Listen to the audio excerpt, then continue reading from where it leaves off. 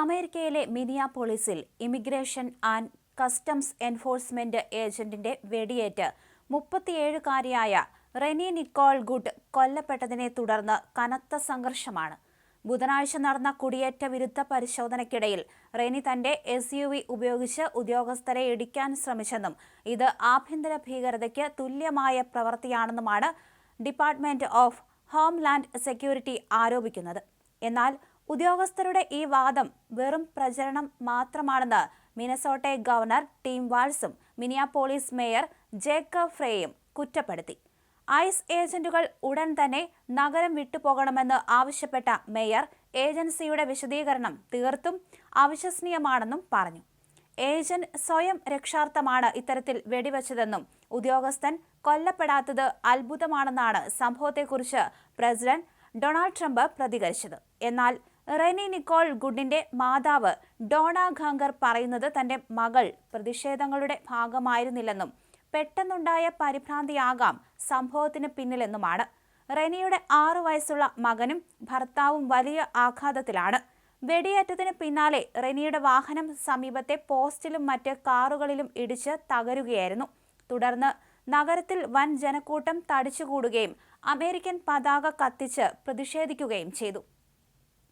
പ്രതിഷേധക്കാർക്ക് നേരെ പോലീസ് കണ്ണീർ വാതകവും പെപ്പർ സ്പ്രേയും പ്രയോഗിച്ചു.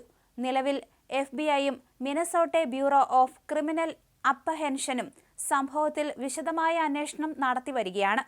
2000-ഓളം ഐസ് ഏജന്റുകളെ നഗരത്തിൽ വിന്യസിച്ചിരിക്കുന്ന സാഹചര്യത്തിൽ മിനിയാപോളിസിൽ ഇപ്പോഴും കനത്ത പോലീസ് കാവൽ തുടരുകയാണ്. റെനി കുടിയേറ്റ വിരുദ്ധ പ്രതിഷേധങ്ങളുടെ ഭാഗമായിരുന്നില്ലെന്ന് അവരുടെ മാതാവ് ഡോണ ഖാങ്കർ വ്യക്തമാക്കി. അവൾ അങ്ങനെയുള്ള ഒന്നിലും ഭാഗമായിരുന്നില്ല.